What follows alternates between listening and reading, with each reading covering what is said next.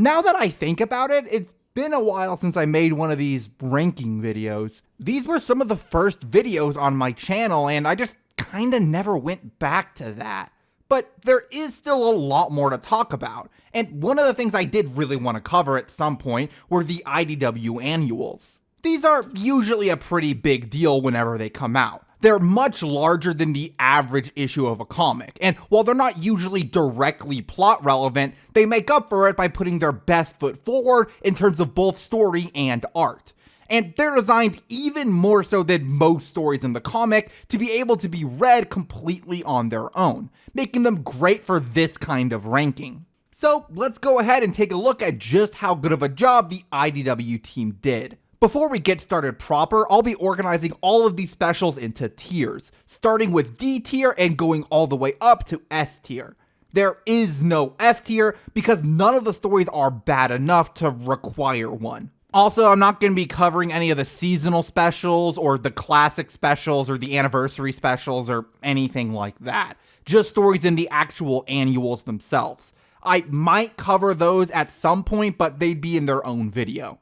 And that's all we really need to cover, so let's go ahead and start with something you'll figure out pretty quickly over the course of this video is that the first annual was easily the weakest of the bunch. As time went on, they started to have a lot more to work with these annual stories. They could combine characters and plots and themes from the more recent arcs of the comic to make some more interesting ideas.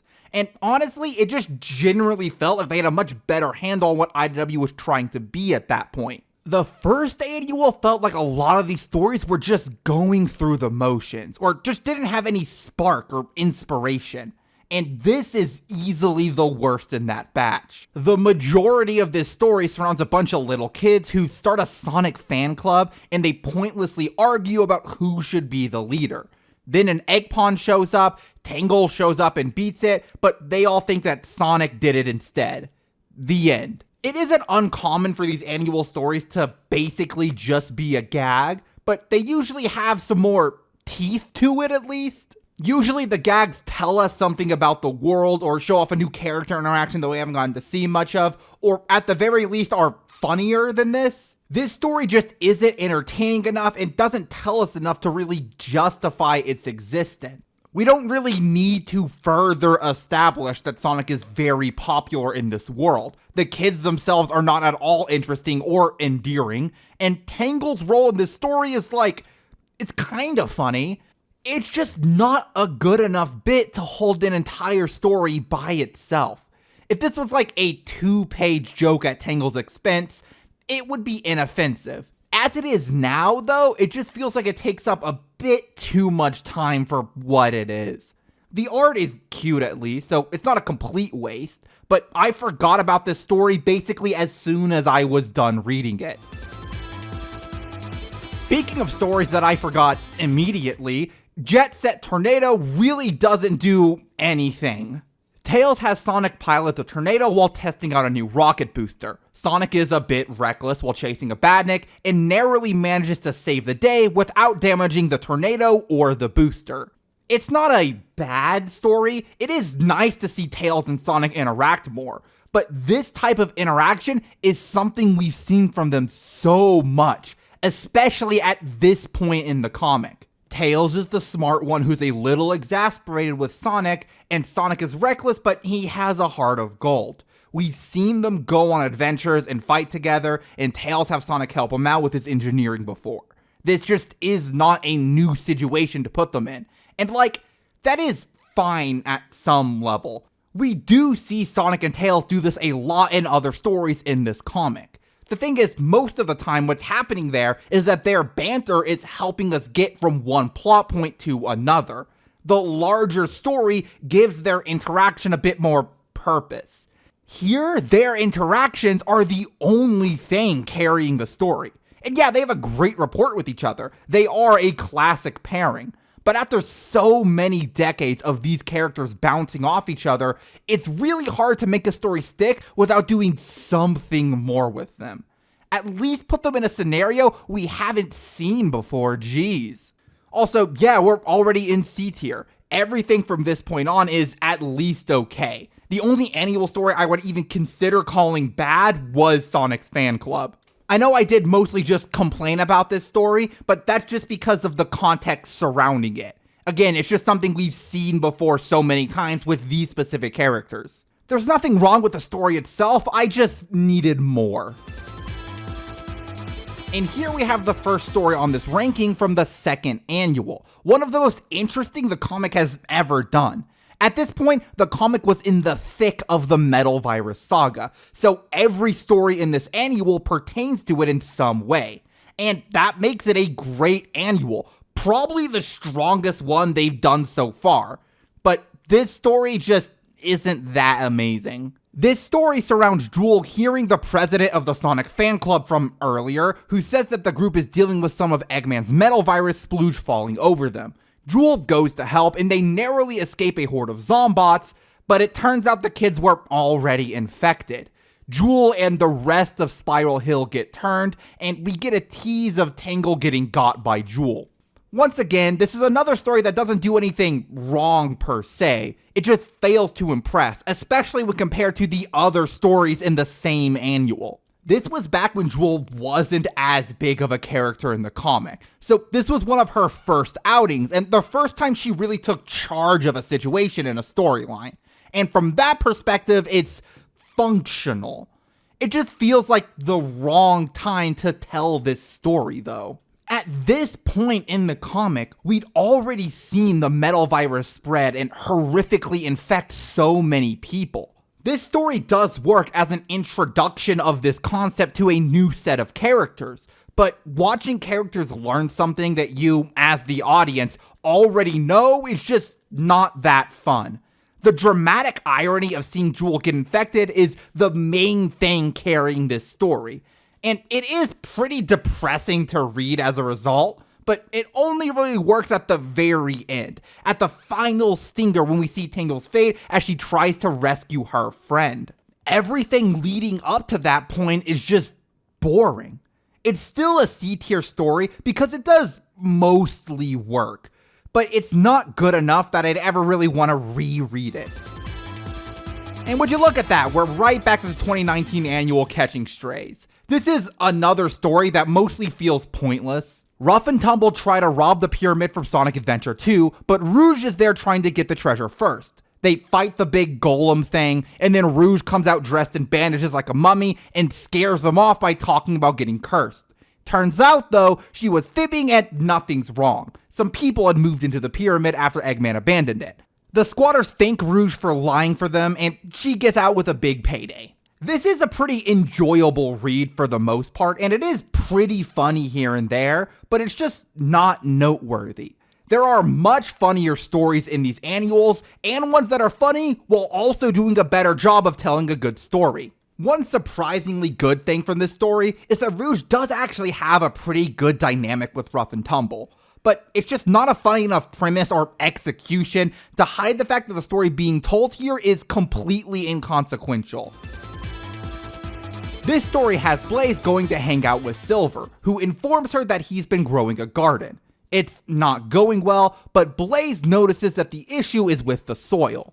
She burns down the garden, which she explains will make it into better soil thanks to the ash, and we cut forward in time to see the garden growing well. This story is honestly really cute, and it's overall a good read. I say that this marks the point where we cross over into the high C tier stories, going from mediocre to something that's pretty good, but with just a couple things keeping me from rating them more highly. The main issue with this story, and I know this is a bit unfair, but I am just so tired of seeing Blaze and Silver thrown together in IDW. When this was released, I think it was the first time they paired these two up, but they just kept doing it over and over. And if you're like me and you double back to read the annuals after catching up with the main comic, it was really tiring at this point. There are much better moments of Blaze and Silver being friends in the comic. And yeah, this interaction is cute, but at this point I'd prefer to see these two interacting with the rest of the cast instead of always interacting with just each other. Is that the most fair critique? No, but I can't pretend like it doesn't get in the way of me liking this story.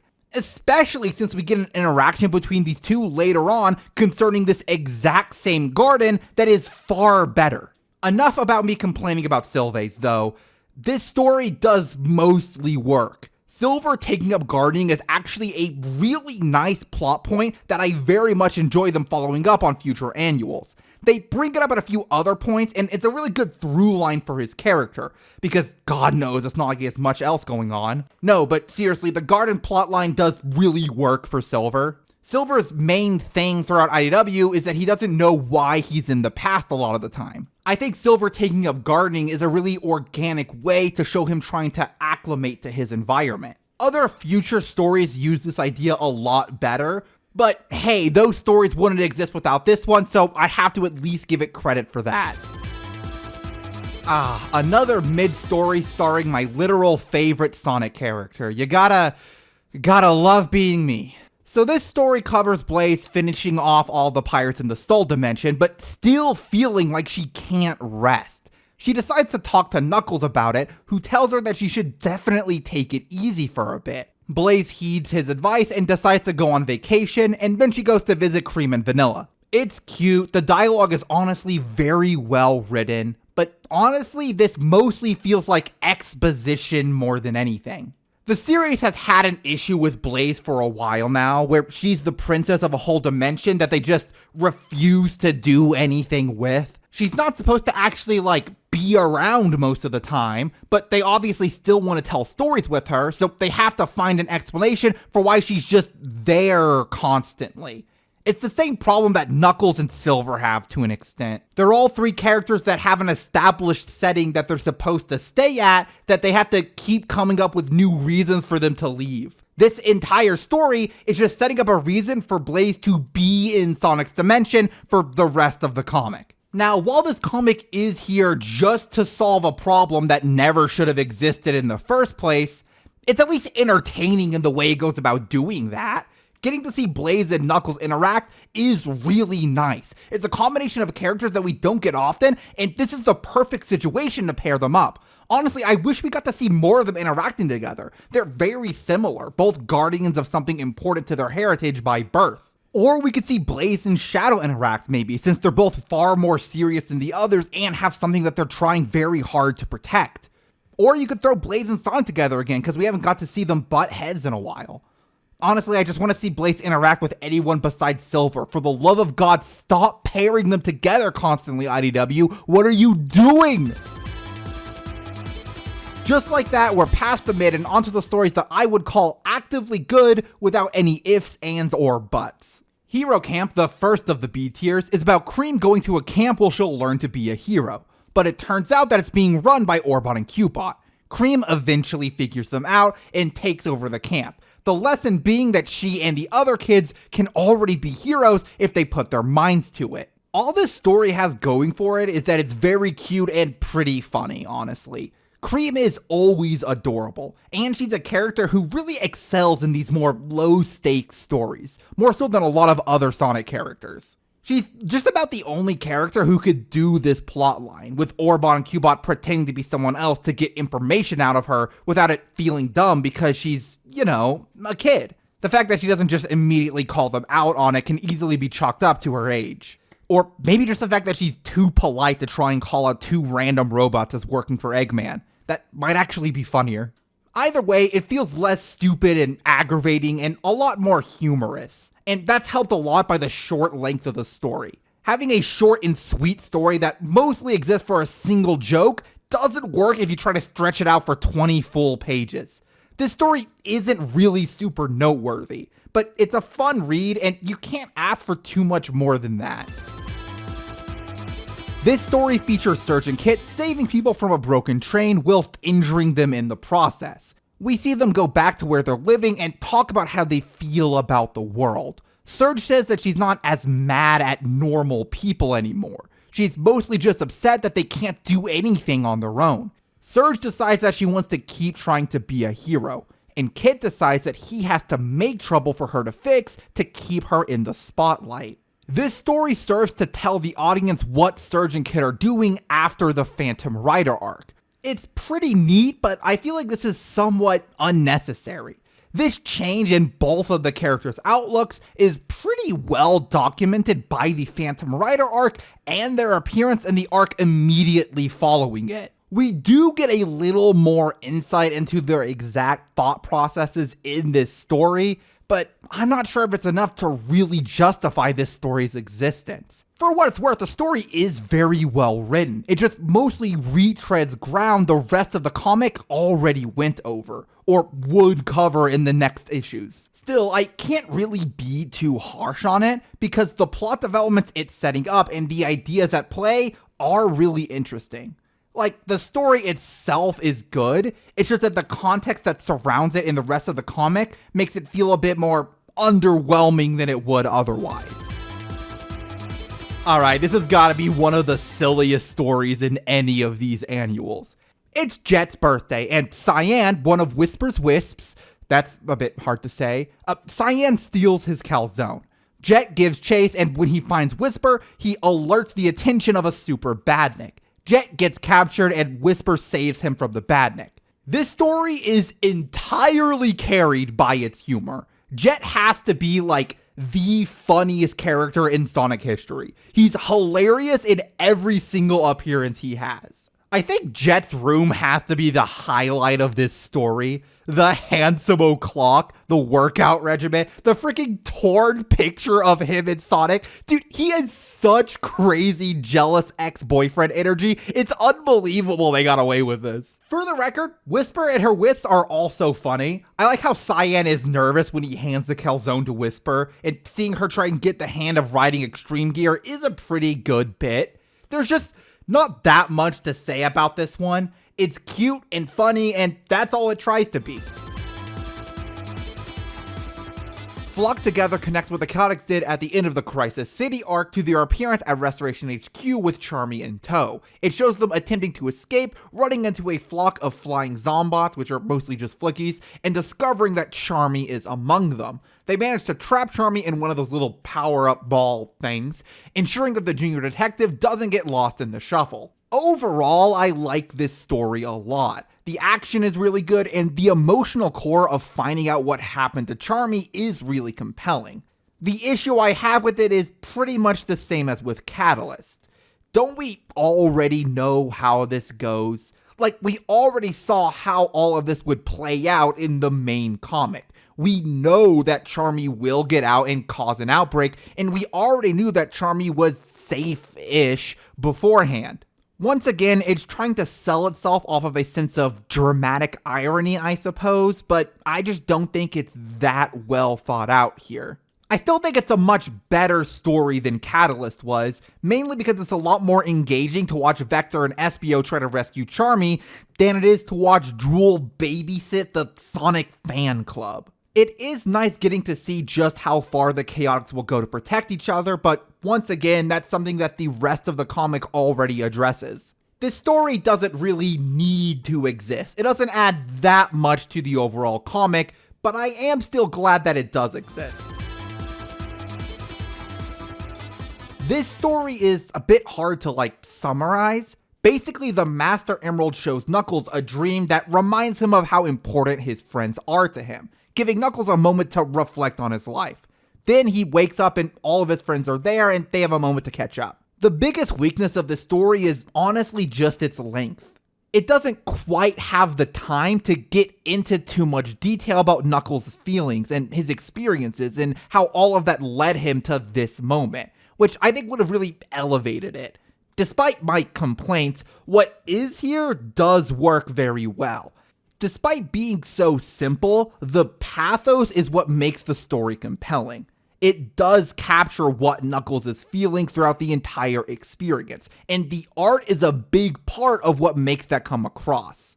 The art perfectly captures that dreamlike, almost surreal experience. I don't think that the pretty straightforward writing of this story would hit anywhere near as hard with art that didn't capture that particular feeling this well.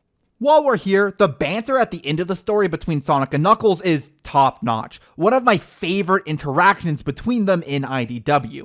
I really like when Sonic Media is able to capture the caustic best buds vibe these two have.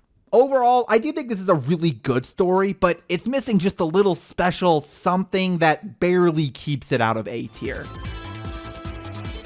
Starting off the A tier, Future Growth is a story where Silver is dealing with his fear of being stuck in the past with no idea of why he's here. After getting a brief pause from everyone else, he sneaks away into the forest where Espio talks to him and gives him a bit of advice. They have a bonding moment and return to the others. Genuinely, I think this might be the best thing they've done with Silver, like, maybe ever. It's not exactly a high bar to clear. Silver's gotten the short end of the stick pretty consistently in this franchise. Hearing his thoughts about being in the past and not knowing what his purpose is gives him more depth than 1,000 scenes from 06 could ever dream of mustering up. Not to mention reintroducing his dynamic with Espio from Rivals is a really nice touch. It's genuinely crazy how much more interesting Silver is when they pair him with someone besides Blaze and give him something to do besides being generically heroic. This story really made me want to actually see more of Silver and Espio, maybe see them go on an adventure or something together. Besides shining a light on a pair of characters that largely get overshadowed or misused, I think the emotions and ideas in this story are a lot more compelling than what many of the other annual stories have managed to put together. This might sound strange, but I think this is the perfect size for a story for something like an annual. It doesn't shoot for something too big and run out of space to actually tell that story, but it still has a story to tell.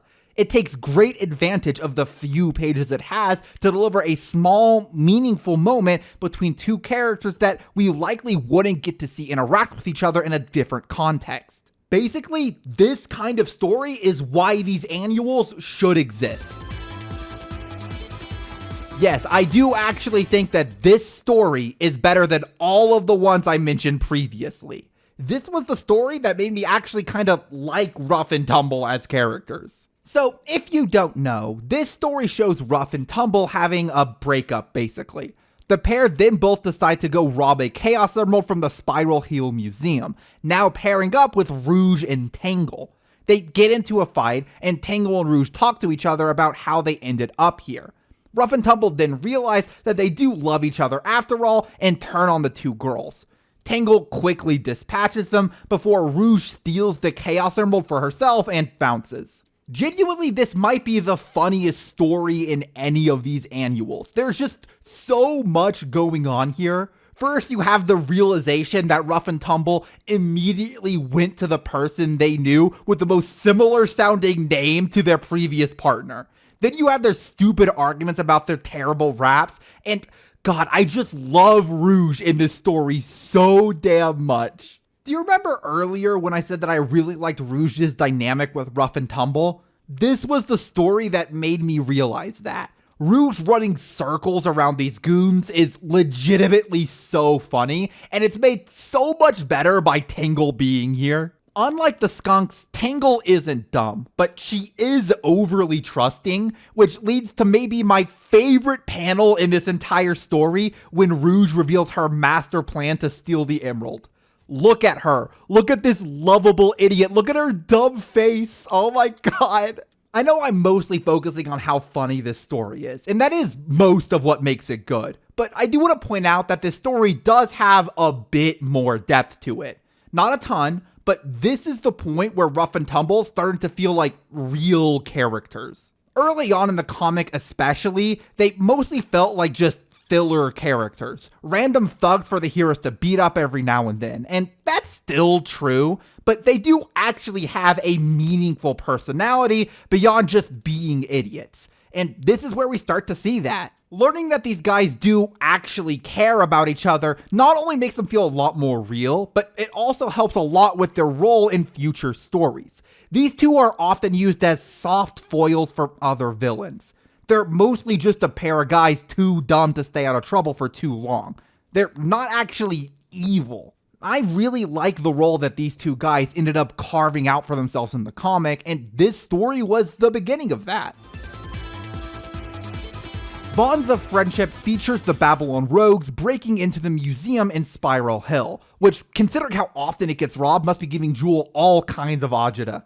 They steal a ton of stuff, including accidentally kidnapping Jewel. Tangle and Whisper give chase, and they end up saving Jewel from their grasp. Despite being a very simple story, this is maybe one of the most important stories in any of these annuals. This was the first time we saw the rogues in these comics, and they ended up being pretty common characters who've had a big impact on major story arcs like the Metal Virus. This is also where Jewel and Whisper first meet, and kind of her introduction to the comics in general. Jewel, I mean. I think she may have technically shown up before this, but this was one of her first major roles in any story. Not to mention that the events of this story are referenced multiple times in the future of the comic, even in the main book. So this story is doing a lot of important things for this run, but beyond that, I also just think it's a lot of fun. The rogues are usually funny, and they're great here as well. I really love Jet committing to a kidnapping because he's too embarrassed to admit that they took Jewel by mistake. It's genuinely a great character moment. And considering that this very well could be someone's first time meeting this character, I think it's a great introduction to Jet and the rest of the rogues. Watching Whisper put herself at risk to save Jewel is also a great moment. You really do buy the three of them becoming closer at the end of this story. So, despite being a bit simple, this just does so much for the characters and the story at large that I find myself enjoying it and remembering it pretty often. This story features a recently repaired Omega picking a fight with Gimmerl. Things start with Omega mopping the floor with the other robot. Omega then chastises Gimmerl for losing his edge, and asks him to join him in his quest to destroy Eggman. Gimmerl says that his role is here with Cream and Vanilla, and the two return to battle. We cut forward to see the two robots freshly destroyed, and we learn that during their fight, they had reached an understanding. This is a very short story, even by the standards of these annuals, but it uses its time very well. Omega and Gimmerl are characters who have a lot to work with, but who have very little time in the spotlight. And I think this short story shows just how much potential they actually have. I find it quite difficult to put into words exactly what makes this story work so well for me. It's just that the characters feel so natural, so well realized, and the story feels so organic despite being about two robots. I think a part of it is I just really appreciate all the effort the IDW staff puts into giving depth to all of these characters, even characters that a lot of people would assume don't have that much depth. I could see why this one wouldn't work quite so well for some other people, but I don't know, I really like it. Finally, we find ourselves in the S tier, a series of stories I think have amazing execution of some great ideas. There's basically nothing wrong with them. Big's Big Adventure basically lets us know what Big's been up to this entire time, all the way up until the end of the Metal Virus. We see him living his life, crossing paths with the heroes here and there as Froggy goes missing once again. Big goes to track him down as the Metal Virus picks up. Of course, Big is a bit too preoccupied with finding Froggy to really interact with the pandemic all that much. He does eventually find Froggy right as a pack of Zombots appear. Big does manage to fight them off, but we learn that he's unfortunately been infected by Froggy, who touched one of the Zombots during their battle. I think this is the perfected version of what Flock Together and Catalyst were trying to do. Big is a character that sort of just camps in the background of various goings-on in the Sonic universe. And while he is super strong, he's not really a hero like the rest of the cast. So seeing the events of the comic from his perspective casts him in a different light. Big has a sort of, I'm not quite sure what to call it, I guess detachment from the rest of the world. He's a bit of a hermit, and he has very simple desires and goals. Seeing his simple life be interfered with something like the Metal Virus makes the entire thing feel so much more real. It does sort of start to stretch credulity at some point, you know, Big just being around for everything that happens in the comic, but like, that also has been his running gag for years now, so it's hard to kind of call it out, you know? The point is, seeing Big's life get disrupted by these events, even in a bit of a small way compared to some of the other citizens of this world, gives the whole tragedy some more texture.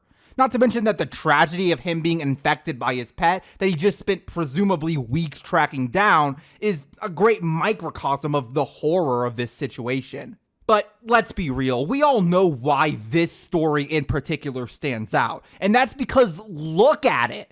I won't say that this is the best art in IDW. A lot of different stories and arcs are going for different things, but this definitely has the most style. The borders of the panels changing as they get infected, and the strong, bold color choices give off more of the feel of the situation more than the reality of the goings on like the rest of the comic. It leans just a bit more into abstraction, and I think that works great for a character like Big, someone who does sort of see the world a bit differently to other people, at least a bit differently to our heroes. This is really the only time the comic has tried to do this, tried to let us look at the world through a character's eyes in this way. Really, this is just an all-around amazing story. And the fact that it's only the first story in the S tier really shows you just how good the rest of these are. Darkest Hour once again tries to shine a light on the small tragedies of the metal virus. Here, we're introduced to Dawn and Night, a radio host and his boyfriend slash husband, I'm not quite sure which. Anyway, Knight starts his radio cast only to get a call in from some worried citizens. The details of the metal virus slowly get filtered into the pair, and they argue about the best course of action. Knight argues that they should try and help their listeners, while Dawn wants to prioritize saving themselves. Eventually, Knight gets a call from the Restoration, which Dawn overhears, and this convinces Dawn to stay and help protect Knight for the rest of the night. The story ends with the camera pulling back, showing a lone Zombot approaching their compound. Obviously, this is pretty similar to what the last story was trying to do, and it's great for basically all of the same reasons. The reason that I prefer this one is because Dawn and Knight are kind of just guys. Like, sure, Big isn't exactly a main character, but he's still a bit larger than life, right? He did help against Metal Madness and all. He's a pretty competent fighter and adventurer. By contrast, Dawn and Knight are just normal dudes.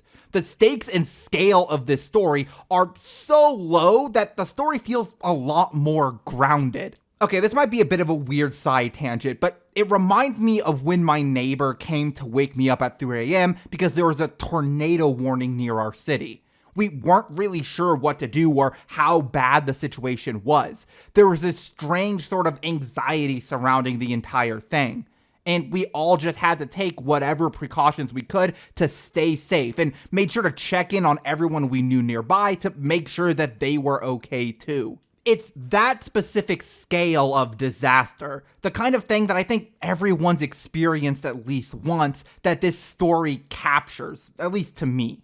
I think that makes the message of doing what you can to help others hit just a bit closer to home. More than anything else, this story and this story alone manages to add a bit of verisimilitude to the Metal Virus arc. This really is the only time we get to see very normal people responding to this disaster. This story, despite being pretty short and simple, is shockingly effective, both on its own and as a part of the larger story the comic is telling. Completely changing gears, Eggman's Day Off shows Starline blundering into Eggman's egg cave, where he keeps a collection of action figures and display pieces he's made of all of his enemies and many of his forces. Eggman shows off his collection to Starline, talking about how these toys are used to help him plan out his future schemes, and talks about how everyone will soon be made into his robot slaves. Starline is enraptured until he notices a robotified version of himself, implying that Eggman will soon turn on him as well. Eggman then immediately ushers him out of the room. There are a lot of great little things about this story. The first being the obvious comic relief that it offers. It's funny to think that Eggman would have his own man cave, and seeing how enigmatic the Doctor is not only entertaining, but I think it also really helps sell the whole Mad Doctor vibe. This story does a ton of other subtle things to add to the Metal Virus arc though. For one, I think this is one of the most effective and realistic ways that it shows how cruel and indifferent the Doctors are. Throughout the entirety of the rest of this annual, we're watching the characters go through emotional turmoil and tragedy. Meanwhile, Eggman and Starline are basically treating the situation like a game, goofing off with some toys in a basement while they burn the world down to ashes around them. You know, at some level the story doesn't necessarily feel super impactful. It's not very grandiose and nothing really happens in it, but that's also the point. Whilst the world is literally being ended through their actions, these two see all of this as just another day, something that's barely even worth paying attention to. It tells you so much about them without directly saying anything. That also goes for how this comments on Eggman's and Starline's relationship. It's a small detail, but the fact that Eggman tries to hide his egg cave after Starline finds the robot toy of himself shows that it does mean something. Eggman does eventually want to get rid of Starline, and this lets us know that that had been on his mind for so long that he had time to make a toy version of the Doctor to put alongside all of his other creations. A part of me does wonder if this is just as much a sign of endearment, though. That sounds a little weird, but like, just about everything else we see in this room is something of some level of importance to Eggman. They're Sonic and his group of friends who keep foiling his plots. They're Eggman's enemies, the players on the battlefield he has to account for. The fact that Starline is here, well, it implies that Eggman thinks of him as an important player on that stage, right? It's a bit of an interesting way to look at it, but it could also mean basically nothing. And that ambiguity, that strange feeling of not quite knowing how far to read into Eggman's actions here, I think that's kind of the point of the story. It's a small window into this strange man's way of looking at the world. It's a great addition to the story, and one that I find myself coming back to and pondering the implications and meanings of more than I thought I would when I first read it. Yes, 4 of the 5 S-tier annual stories are from the Metal Virus annual. I told you it was good, didn't I? In this story, Metal Sonic has an existential crisis. There's really not too much more recap I can do for this one. It's a bit hard to explain. We watch Metal Sonic walking through the face ship, looking at Sonic through various cameras and watching him succumb to the virus. He approaches a vat of the stuff, sticks his finger in and watches it all fall away, not affecting him in the slightest. This messes with Metal Sonic so much that he just completely spaces out. Starline has to come and snap him out of his fugue state, prompting Metal Sonic to leave and ending the story. This story is about who Metal Sonic is, who Sonic is, and what the differences between them really are. From watching Metal Sonic's actions, we realize that his inability to become infected like Sonic can comes to represent something. It becomes a part of the definition of what the true Sonic is. We watch as Metal Sonic realizes that he can never live up to that standard. There's so much you could read into this, into what it means about Metal Sonic's character, and I don't want to do a whole character analysis here, but it's amazing how this story gets you to start asking these questions without any words. The art and its use of color and body language tell you everything you need to know, but with no words to fill your mind, you're forced to ask questions. Ask why Metal Sonic is drawn to the metal virus. Ask why he's scared to touch it. Ask why it's so disorienting to him when he fails to become infected. It demands that the reader think more critically about the character, forces them to consider what we've seen from him in an entirely new light. And it makes it just so mesmerizing to, I was gonna say read, but you're not technically reading here. Still, there's a reason that this story resonates with so many people. It gets brought up a lot when talking about Metal Sonic, and not just because it's some of the only love this character has gotten in the last decade or so. The pure simplicity of the story and the strength of its ideas and themes carry it more than words ever could. It's probably one of the best stories in these annuals, but I think that there's just one that barely manages to outpace it. Shattered Diamonds is so good and so important that about a year ago I made a video basically just about it and what it was trying to say. The video was 20 minutes long, by the way. This story is almost too good, because after you read it, it's very difficult to go back and read Mimic in the main comic and see how they killed him off and be satisfied with it. This story just sets up so much depth and thematic intrigue around Mimic and Whisper. It really does completely redefine everything we knew about their relationship prior. I'm not sure how much I want to repeat myself here, given that I have made a video that is just me talking about why the story is so important and why it's so meaningful, so I'll just go over the spark notes here. This story explains Mimic's character and how he views the world. Previously, we knew what he did, but we never knew why he did it. It was kind of just assumed that Mimic was just evil, a backstabbing, conniving, opportunistic little bastard, and all of that is true, but there's a bit more going on here. We learn about the tragedies that led to Mimic joining the Diamond Cutters, how he felt as if everyone always judged him and hated him for his talents, how he always had this wall around him even before anyone started to actually reject him. This led to him embracing a selfish lifestyle, abandoning his teammates in the war to save his own skin before finally finding a place with the Diamond Cutters. For the first time in his life, Mimic belonged. He felt love and companionship, and those feelings destroyed him. I can wax poetic about why this is, about whether this is due to a sense of guilt or just not being able to understand the feelings he was experiencing for the first time.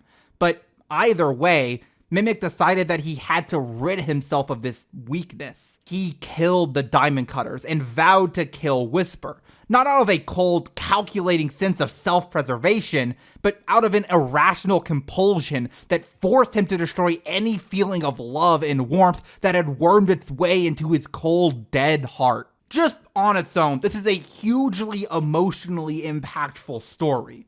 But then you compare this to Whisper, see how this trauma turned her from a loud, outgoing person resembling Tangle into this withdrawn girl who's obsessed with revenge. You see the parallels between these two characters that never existed before, and it's just insane how much narrative and thematic weight they crammed into one story. Again, this literally may have been too good for IDW Sonic.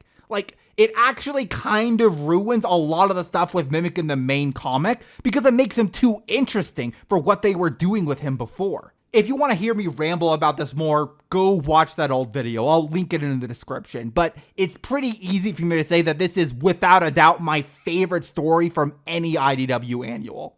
Anyway, time for shilling. If you like this video, consider liking, commenting, subscribing, all that good stuff. And if you really like this video and want to support me financially, consider becoming a member. Members get access to my videos a day early and get shouted out at the end of every single video. Speaking of which, huge shoutouts to Elric111, Agent B7, Joseph Florian, GB484, Atria5506, Nicholas Goslin, Noble_Samurai, Bladed Fox 14, Shredding Pixels, and Robo Nerd. You guys are the best, and I'll see you next time.